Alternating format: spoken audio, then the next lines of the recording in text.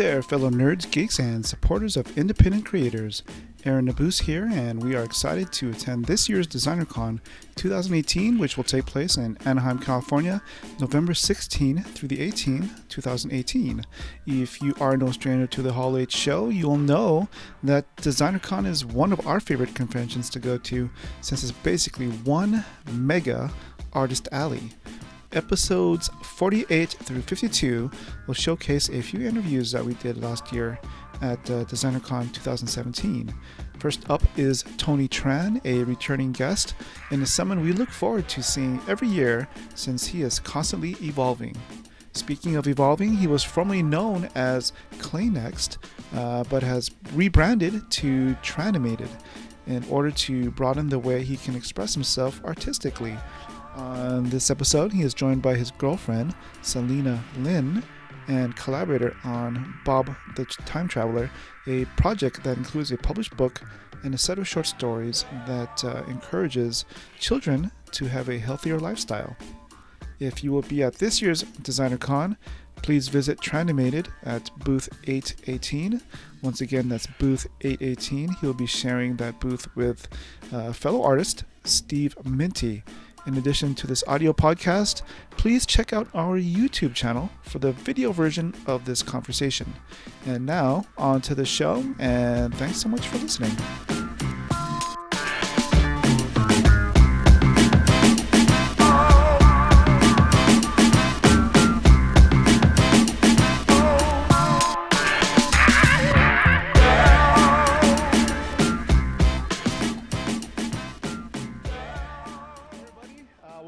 Show. We are at DesignerCon 2017, and we are with somebody that we interviewed last year, Mr. ClayNext himself, Tony Tran. How you doing? Very good. Good. How you been? Good. Really man. Nervous. You still nervous? Yeah. I'm always nervous. You've had a year to prepare for this moment. I know. Caught me off guard. Oh well, the reason why we stopped to say hi is because we noticed you have some new creations here. Tell us a little. I can walk you through it. Yeah.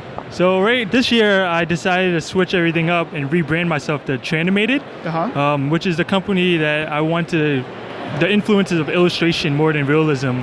I have more fun and more creative control as in coloring and painting styles compared to mentally killing myself because it didn't look real as it used to be. Yeah.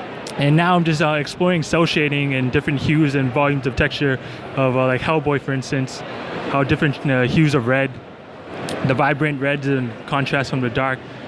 Moreover, because I haven't seen anything of this style, and I want to try to be different, stand out. Mm. So this is a new series that I'm currently developing right now, which is a gang of 4, which is I want to create a series where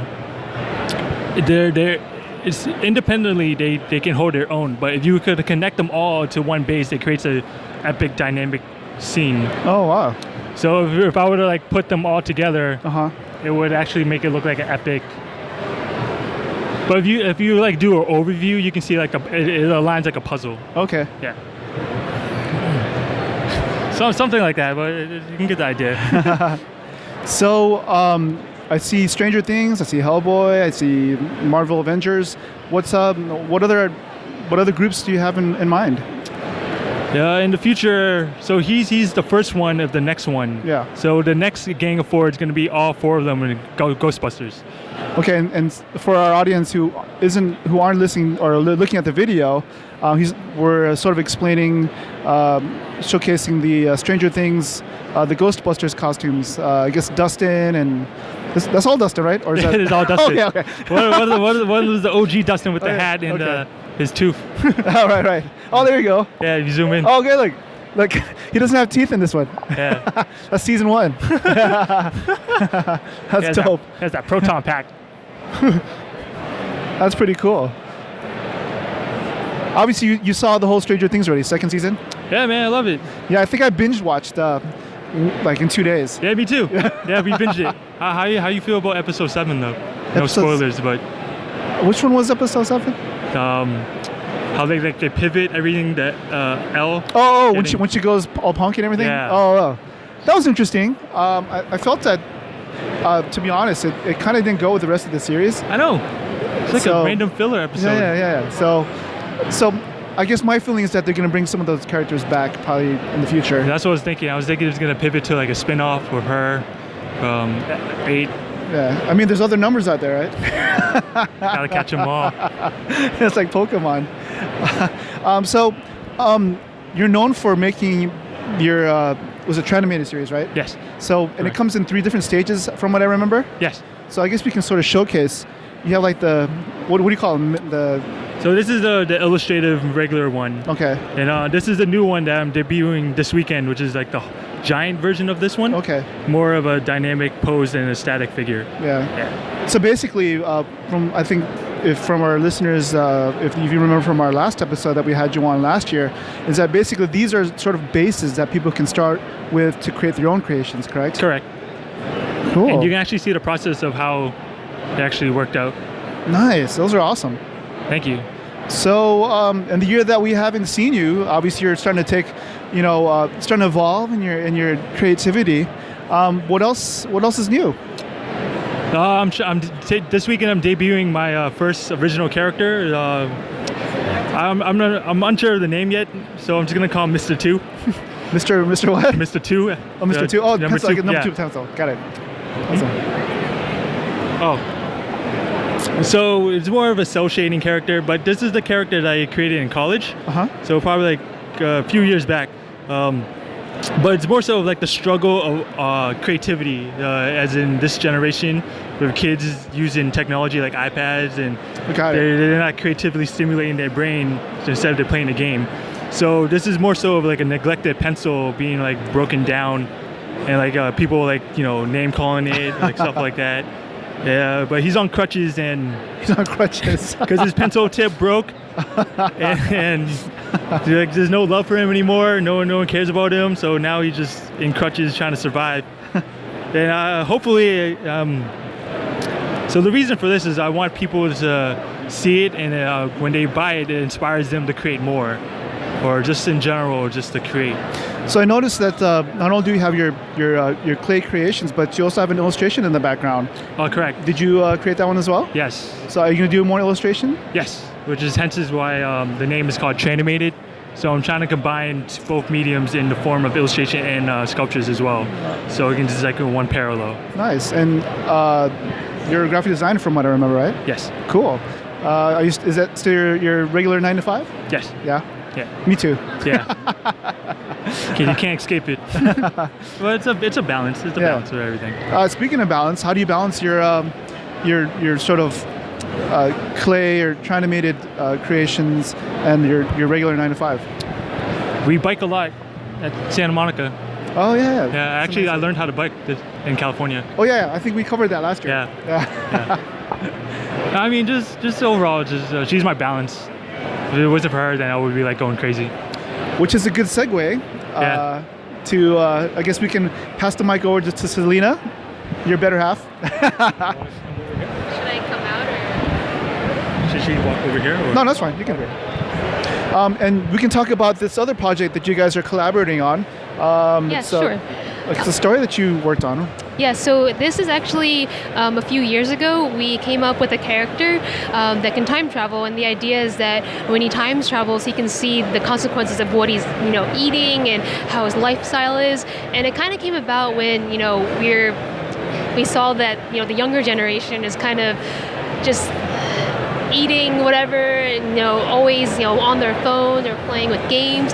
And so instead of we looked at the apps that are out there and all like the games that try to teach them how to eat healthy, they just are facts like, oh, you should eat vegetables, you should eat this, you should eat that. So what we wanted to do was to put a new twist on it and have this character that can time travel to make it look cool, to show the kids in a more creative and imaginative way of what he goes through and how, when he eats healthy or unhealthy, what happens when he, chooses to go outside and play versus, staying inside and playing on video games. And so this is our very first story back in 2014. And this year we wanted to launch short stories online for free. So the idea is to put him out there, put the character out there, and just have as many people read it as possible.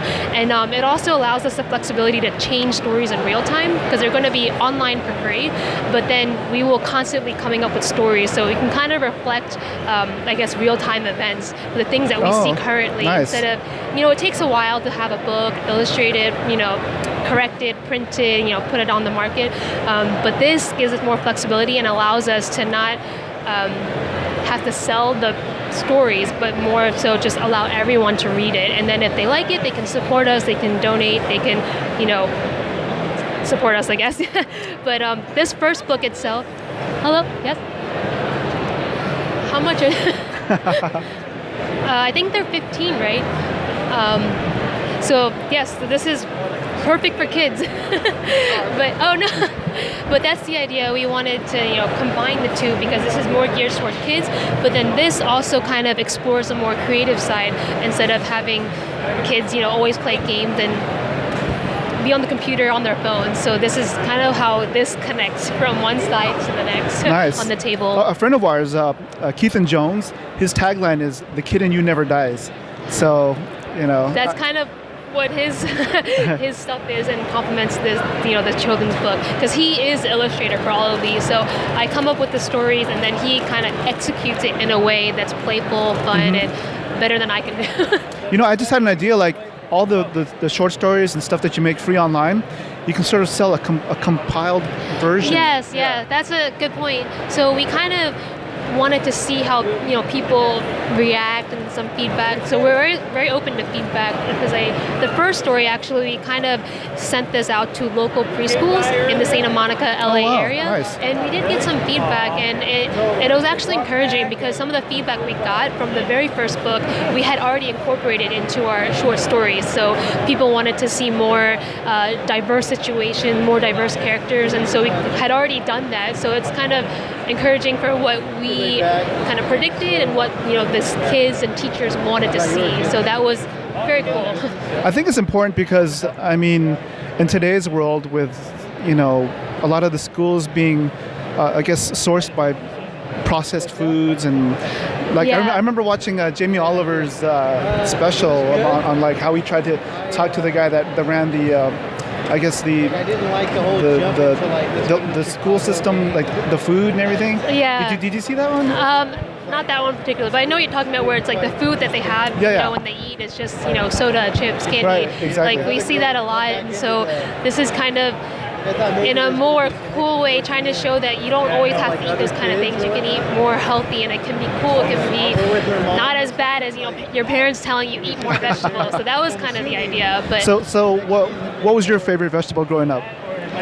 Well, it was spinach because of Popeyes. Oh, okay. So there that's kind of where our inspiration came from. It's like, if he is a character that can get people to eat spinach, we can try to come up with something using Bob and putting different scenarios with the current foods now. Since it is a little different than before. There's so many different types of foods out there, but that goes back to being the short stories and how we can kind of take what's popular and incorporate it, immediately or in real time.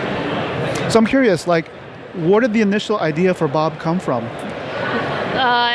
I just kind of came up with this character. It's like, how can we show kids in a more fun, not strict way of eating healthy? So it's a combination of that Popeyes character, and then also with the resurgence of all the superhero characters, because kids love superheroes and they adore them, they try to emulate them. Yeah. So why can't we do that, but in a more healthy way? So that kind of like merged together a few years ago. Yeah. So obviously this is a book about eating healthy. When you want to sort of celebrate, what is the celebration meal like? You mean in terms of being maybe a little bit unhealthy? Like I'm not trying to understand. Like so. Oh, like when you want to go out and have a like a good meal, or like what's What's something that's you mean like those moments where you're not always like a cheat meal? Yeah. When would we do that, or we? I guess once a week, maybe. Like on that Friday, a very stressful week, we just kind of go out, relax, and have that cheat day. But it's hard. Like we do know that too when we work full time and then do this on the side, and it's like very easy just to go out and grab a quick bite that may not be as healthy. So we know it's hard. It's hard to maintain. Yeah, my friend, he goes by the moniker The Mighty Jerd. It's sort of like Jerd and Nerd put together. Jeff Mueller is his name. But he sort of operates on the principle of the 80-20 rule. So pretty much you eat cleanly, 80% of the time, and that 20% of the time is when you can sort of, cut loose and have fun. So, but if you do that on a consistent basis, you should have everything in good, moderation, right? Exactly. Yeah. Balance. So speaking of balance, it seems like you guys sort of balance each other out pretty well. What are some other projects that you two are sort of have in the pipeline? Yes, I just so in the future, maybe within the next year. So we already have 6 stories outlined. 3 will be released on Monday, and then the next 3 hopefully in the upcoming months. But the idea is that we want to have more. We have different scenarios, but we do want to take people's feedback and comments to kind of make them better. So we do want to keep releasing them in the next year or so, but we would like to have some feedback as well. So any comments that people have, please send them our way. So where can people find these stories online? Where can people find the stories online? On our website. So we're on Facebook and Instagram, and our website is bobtimetraveler.com. So everything's kind of Bob Time Traveler. You can find us. Just to sort of tease it, where are some locations and time periods that Bob traveled to? So right now in this first, series, we're kind of exploring how he goes to different locations of different scenarios. So in one example, in actually story number 3, we kind of go into the supermarket scenario to see what happened. Not Bob himself, the other characters, to kind of see what's going on and how that can influence not so much of, you need to eat this versus this, but just what happens when you're so attracted towards candy and sucked in towards that, as opposed to just going outside and playing. So that's kind of, the teaser for story 3. But then I don't want to give too much away for the story 1, because they're kind of introducing new concepts and new locations, new scenarios. But going back to releasing more stories in the future, we do want to explore solely when he time travels to the future, and then also when he time travels to the past, because I think when you go to the past and see how people were eating then and how we're eating now, it kind of puts everything into perspective, especially with all the processed foods and what wasn't available back then that is now. So those are the kind of things we're trying to put into different series, so that way it gets the ground established as to what he's doing, where he's going, but then introducing more complex themes, going to the future and going to the past, because in addition to giving this books to the preschools, we had read to a couple of second grade classrooms, and the concept of time travel, if it's too complicated all in one, they might not get it. So these series are kind of broken down to be more, introductory, and then building up on that. So that's kind of what we thought. Yeah. So we're kind of, relying on the kids to tell us what to do. So when they kind of, gravitate towards certain images or certain storylines, then we kind of gear towards that, and it's helpful that way. Wow, that's interesting. I just don't really think about from a kid's perspective sometimes, so it's good that you've actually taken your product out to the schools and actually seeing how they react. It helped, because what we think may be cool, they don't think it's exactly cool. Or, it was really funny. Our first story, there's one scene that was his teeth are all messed up, and I think it was too scary, right? When we turned the page, they were like what happened? So I think he made it a little bit less scary for the kids. But that was funny because we didn't think it would have that effect. So it was really interesting to see certain things that they grabbed right away and certain things that they didn't, that we can tweak to make it more clear or more friendly to them. So nice. Well, thank you for your time, and we'll definitely put the link to your website on the show notes. Yes. And I guess we'll wrap it up with Tony really quick. So next year, Tony, when we see you at DesignerCon, we're going to see some Tranimated versions of Bob, right? Yeah, coming soon. Everything Bob. So, is there anything that you'd like our audience to know about that we missed? Just keep creating. Just keep making art. At the end of the day, just do what you love to do. Where can people find you online? My Instagram is Tranimated, and Facebook as well. Cool. Well, thanks again. It's good seeing you. Thank you so much. Yeah, and I'm always happy to see you, man. Yeah, we're looking forward to what you guys create next. All right, peace, cheers. Talk to you later.